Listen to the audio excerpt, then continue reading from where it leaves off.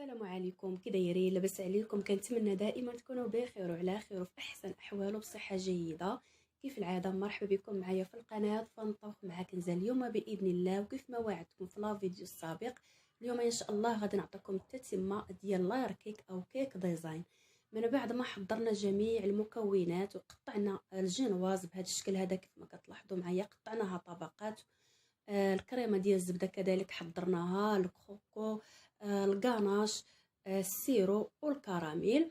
غادي ناخذوا المول اللي طيبنا فيه الجينواز، كنعملوا واحد البلاستيكه بهذه الطريقه هذه، وكنعملوا القاعده، يعني القاعده ديال الجينواز اللي كانت يعني في الاسفل هي اللي كنعملوها يعني في الاسفل، لان غادي نقلبوا الكاطو ديالنا باش كتجي من الفوق لانها كتكون متساويه ومقاده. كنسقيو الجينواز ديالنا بالسيرو مزيان مزيان.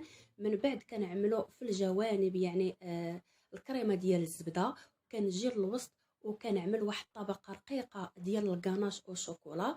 كنعمل من الفوق كذلك الكروكو او الطبقه المقرمشه، واحد شويه من الفوق ديال صوص كراميل. وصافي هنايا كيف ما كتلاحظوا معايا كنعاود نسد بالكاناش، وكنحاول نبسط بواحد المعلقه بهذه الطريقه هذه كيف ما كتلاحظوا معايا. وغادي نعاود الطبقه ديال الجينواز او الشوكولا، غادي نسقيها كذلك بنفس الشيء، نسقيوها مزيان مزيان باش داك الكاطو ديالنا ما يجيناش يعني ناشف. وغادي نجي للجنب او الجوانب وغادي نعمل واحد الطبقه ديال الكريمه ديال الزبده بهذه الطريقه هذه. علاش كنعملوا ديك الكريمه ديال الزبده في الجوانب؟ لانها كتحبس لينا يعني دوك الكريمات ما كيخرجوش للوسط، يعني بحال عملنا واحد الكولا. داكشي قلت لكم، هاد الكريمه ديال الزبده رائعه ولذيذه بزاف وما كتسيحش، ولو كنعملوا هاد الكاطو يعني يعني تيكون الجو سخون كتبقى يعني ما كتذوب ما حتى شي حاجه. صافي هنايا من في الوسط كذلك كنعمل الكاناش من الفوق، الطبقه المقرمشه صوص ديال الكراميل، وكنسدو بالكاناش. وكنعاود نفس الشيء كذلك الطبقه الثالثه كنسقيها مزيان مزيان بالسيرو. كنجي كذلك للجنب وكنعمل هذيك الكريمه ديال الزبده بهذه الطريقه هذه كيف ما كتلاحظوا معايا. وكنجي للوسط كنعمل كذلك الطبقه اللي هي رقيقه ديال الكاناش، كاناش او شوكولا، وكنحاول نبسطو يعني بواحد المعلقه باش كيجي كلشي متساوي. وصافي هنايا كنعمل شويه ديال الطبقه المقرمشه، وغادي نعمل هنايا في الوسط الفواكه الحمراء مشكله، كنعملها في الوسط بهذا الشكل هذا وكنقادها بواحد المعلقه. ومن الفوق غادي ندير واحد الطبقه ديال الكاناش او شوكولا، ودائما نسد بديك المعلقه ونحاول ما نخرجش يعني داك الكاناش يعني فوق داك الكريمه ديال الزبده، باش كتكون باينه غير الكريمه ديال الزبده في الجوانب فقط. وصافي هنايا غادي نكرر العمليه. من بعد ما كنوضعوا هذيك الجينواز كنحاول نضغط بيديا باش كتكون يعني دوك الطبقات مقادين وكيجي كلشي متساوي ومقاد معوج ما حتى شي حاجه. نفس الشيء كنسقيها مزيان مزيان، وكنعمل في الجوانب طبقه ديال الكريمه ديال الزبده. ومن بعد في الوسط كنعمل طبقه اللي هي رقيقه شويه يعني ديال الكاناش.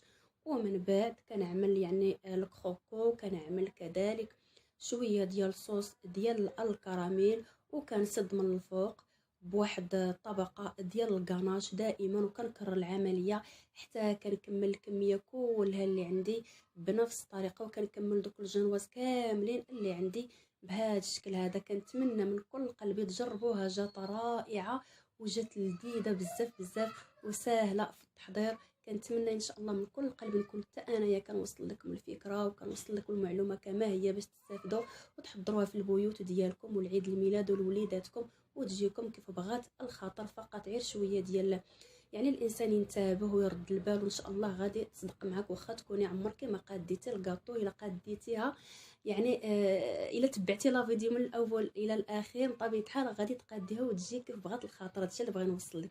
صافي هنايا من بعد ما كملت جميع يعني الجينواز اللي قطعت بهذا الشكل هذا كيف ما كتلاحظوا معايا، دائما كنكرر العمليه بنفس الطريقه، كنبسط بواحد المعلقه بهذا الشكل هذا. بالنسبه يعني الا ما بغيتوش تقادوا السيرو راه ممكن يعني تعملوها غير يعني غير بالحليب. وصافي هنايا من بعد ما كملت كنجي للجوانب وكنحاول نقاد بهذه الطريقه هذه كيف ما كتشاهدوا معايا. بهذه الطريقه هذه كنحاول يعني نجمع دوك الكريمات في الجوانب بهذا الشكل هذا. ومن بعد كنسدها مزيان مزيان يعني بداك البلاستيكه، وصافي غادي نديها للمجمد ونخليها ليله كامله. صافي هنايا من بعد ما خليتها ليله كامله كيف ما كتلاحظوا معايا كنزول ليها ديك البلاستيكه بهذا الشكل هذا كيف ما كتلاحظوا معايا. هذاك الشيء علاش قلت لكم القاعده هي اللي غادي تكون في الاسفل لان هي اللي غادي تكون الفوق بهذا الشكل هذا كيف ما كتلاحظوا معايا. صافي هنايا غادي ناخذ واحد شويه ديال الكريمه اللي خليتها من طبيعه الحال كريمه ديال الزبده كنعملها هنايا في هذا سميتو كنعملها هنايا في هذا الكرتونه ديال الحلوه او السبوره ديال الحلوه باش كتلصق. وصافي الكريمه ديال الزبده كنعملها من الفوق بهذه الطريقه هذه كنحاول نلبسها مزيان مزيان بهذه الكريمه هذه كيف ما كتلاحظوا معايا بهذا الشكل هذا غير بشويه في الجوانب ومن الفوق ما كنخليو حتى شي بلاصه يعني عريانه كلها كنعمروها يعني بالزبده وكنخليو واحد شويه باش كنزينوا به يعني من الاسفل. هانتوما غتشوفوا معايا كيفاش غادي نعمل ليه.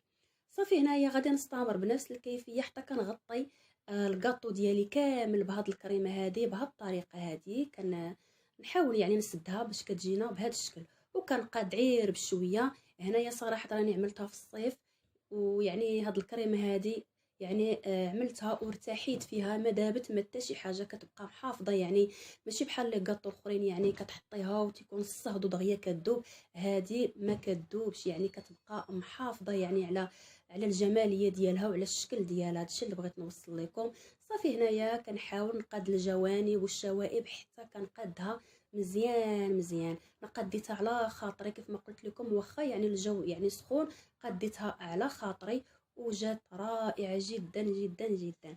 صافي غنستمر بنفس الكيفيه حتى كنكملها مزيان مزيان وكنزينها وكنقادها. هنا خديت اللون اللي هو احمر احتفظت بواحد شويه ديال الكريمه ديال الزبده وعملت هنايا اللون هنايا فقط يعني الا بغيتوا تعملوا لون ازرق الا بغيتوا تعملوا غوز ولا احمر دائما تيبقى لكم الاختيار. انا هذا الكاطو عملته لعيد الميلاد ديالي داكشي علاش عملته يعني بالغوز كيعجبني الغوز وعملته بالغوز وصافي زينت من التحت بهذا الشكل هذا بحال يعني العافيه يعني في هذه الحلوه هذه من التحت. هذا الشيء اللي بغيت نوصل لكم. وصافي كنزين هنايا عشوائيا ماشي بالضروره تجي يعني مقاده وانما عشوائيا بحال يعني النار. هادشي اللي بغيت نوصل لكم. هذا هو الشكل ديالها النهائي كيف ما كتلاحظوا معايا من بعد ما زينت من الفوق. وهنايا كيف ما قلت لكم نتوما دائما تيبقى لكم الاختيار تعملوا اي لون من الالوان كيعجبكم وكيعجب كذلك وليداتكم كل واحد وعلى حسب المناسبه اللي عنده.